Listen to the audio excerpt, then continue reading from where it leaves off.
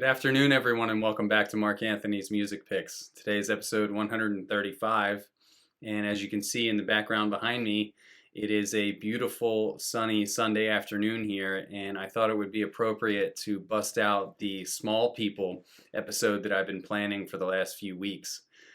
Back in episode number, I think it was 129, which was about 3 months ago, I did a Smallville episode dedicated to all of the Smallville releases. And when I made that episode, I thought that that was going to be a relatively quiet episode. I wasn't expecting it to get the traction that it did. And in the comments, a lot of people chimed in saying that they're kind of agreeing with me that it was a sleeper label.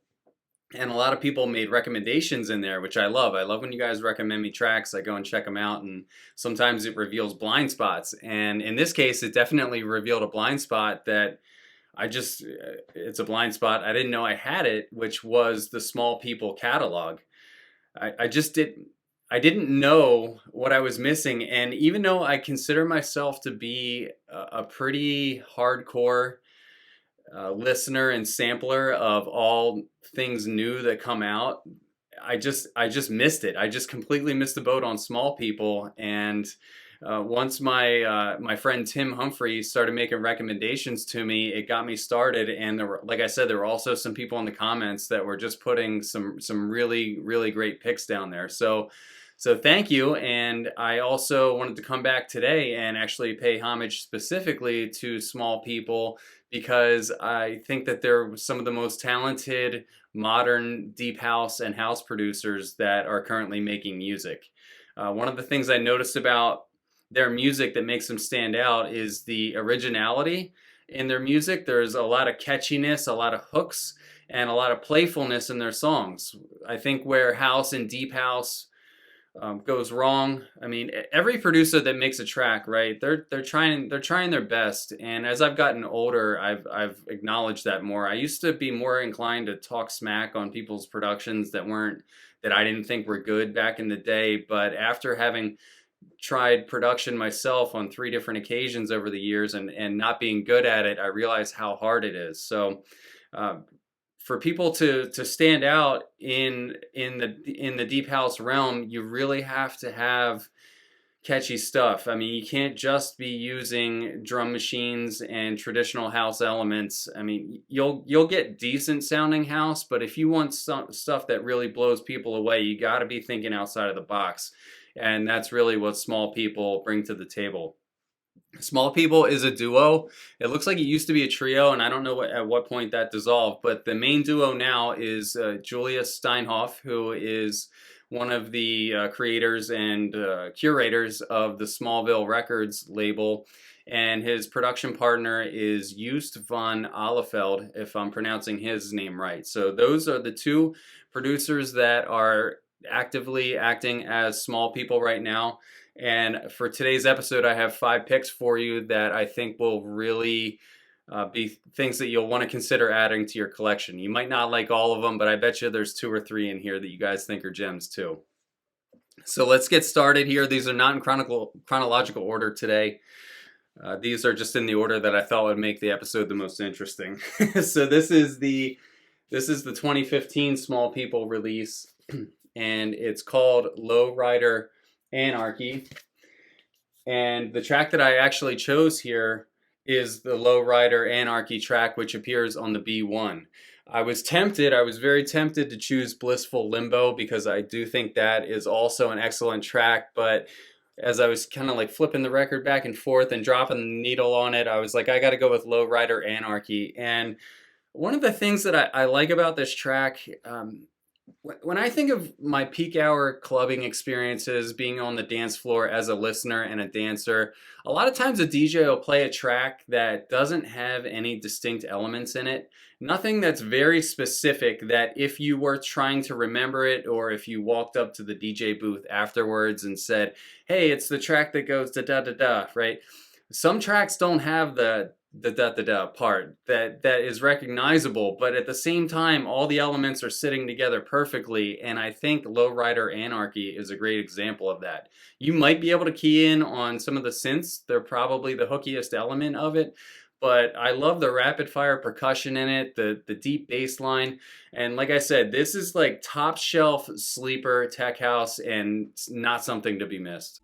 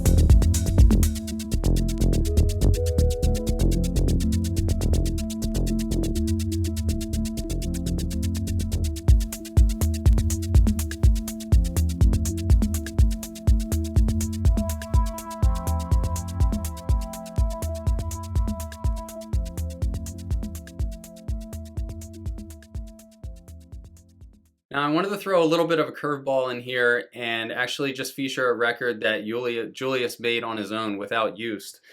And this is the Forgotten Garden EP. This was recommended to me by a commenter on the Smallville Records episode. I can't remember what that person's name was, but I really appreciated their comment. And their recommendation was great because the Forgotten Garden EP, as its title would suggest, is kind of a quiet release. It came out in 2019. And one of the things that I found remarkable about it is how uplifting it is. I'm recording this episode on a Sunday. I feel like deep house and house music goes well with a sunny Sunday like this, and the Forgotten Garden EP would be perfect in this environment. The track, I think it's on the A2, is called To Your Care. And if I can just point out one thing about this track, just listen to how playful, uplifting, and cheery and cheerful the keys are. It's really something to behold. And I think it's just amazing that they were able to write a 4-track EP with all of the tracks being in this very similar, happy, uplifting vibe and have it sound so classy.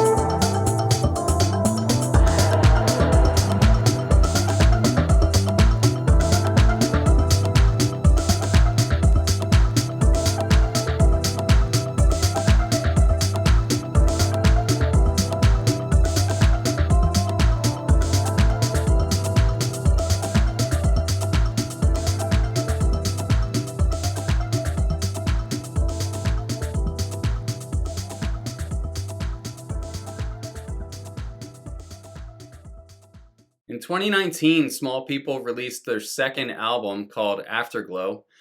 In 2012, they debuted with Salty Days, which is regarded very highly, has a lot of owners, and has some really nice sounds on it. I don't own Salty Days yet. It's definitely in my wish list, but I did pick up Afterglow. I absolutely love the cover art on this, kind of like like a child's water painting pastel. I love how this is done here. Just a really great color scheme. The pressing came out great. Somebody commented on Discogs that they had friends over on a Sunday and they listened to this album front to back twice in a row while having company over, and I do think it's definitely appropriate for that.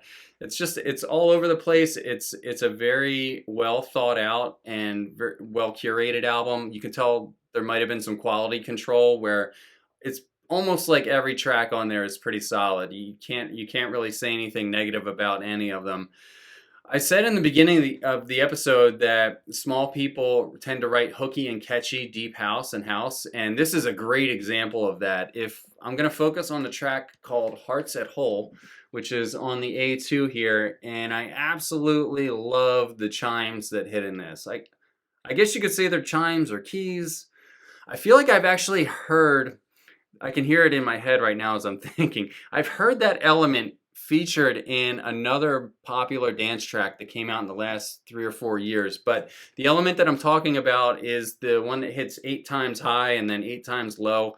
You'll hear it in the sample here. I love how that careens. And if you can imagine that track being opened up in a very large space, it's one of those tracks that would completely transform because of the space that it was in. If you play it in a small, tight room, okay, yes, it's going to hit you because melodically it's very sound, it's musically sound fundamentally. But to hear those chimes with reverb and ricochet moving around a room and a big kick drum on a big system, I think this song, even though it's on a house and deep house album, would absolutely smash a room.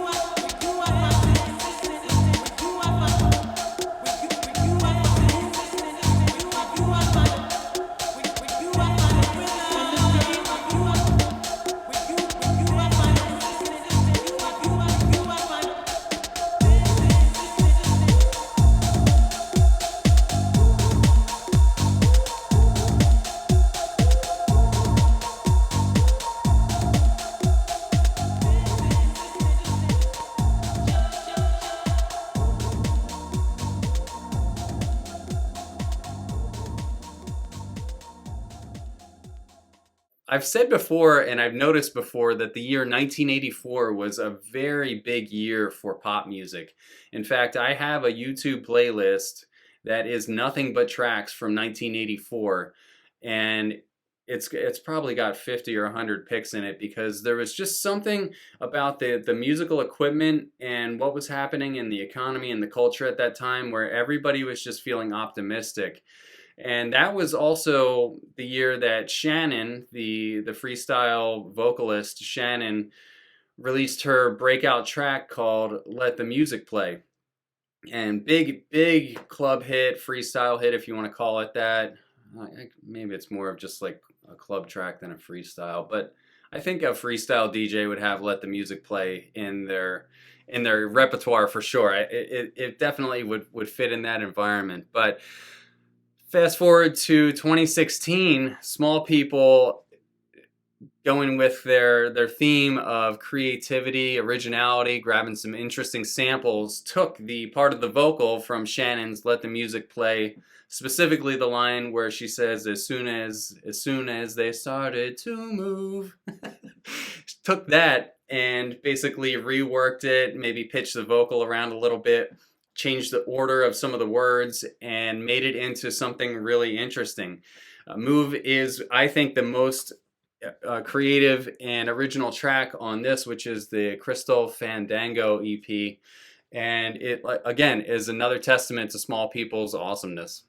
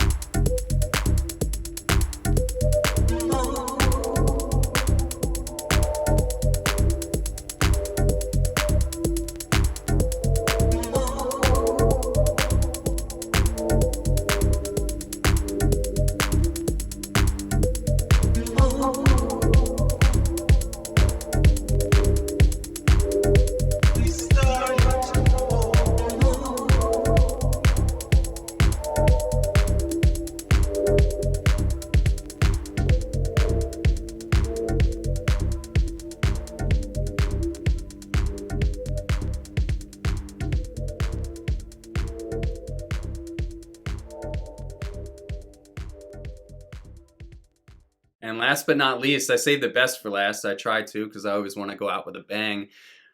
In 2011, the Smallpeople were about, I guess, a couple of years into their career. You know what? I think erroneously earlier I said that they started producing in 2012, but that's when the Salty Days album came out.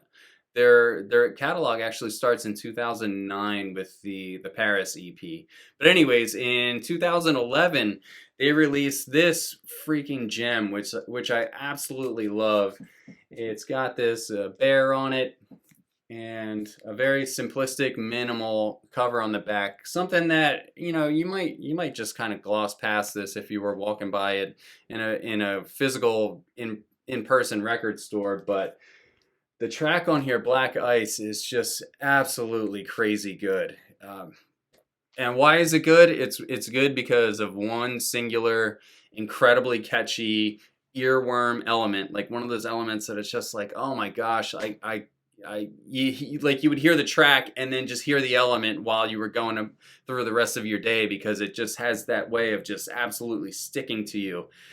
The element that's catchy is very obvious. If you listen to this track, it's about 7 minutes long. Somewhere in the first 30 seconds, it's like this bloopy melody with three little notes that are hitting close together, and they just loop it every 4 beats. It just loops, and it's a great example of house music hypnotism.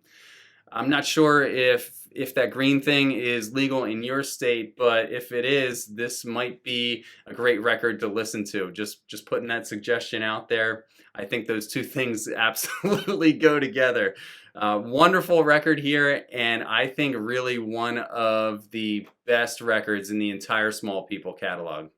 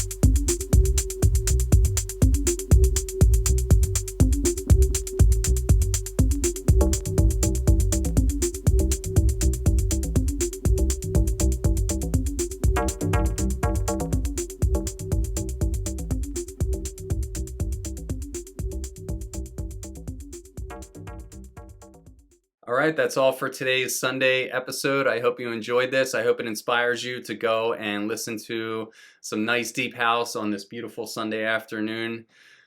Feel free to comment down in the comments section for other Smallpeople picks. And if you have any solo recommendations, either by Just or by Julius, feel free to comment them down below too. As always, I appreciate your support, and I'll see you next time. Take care.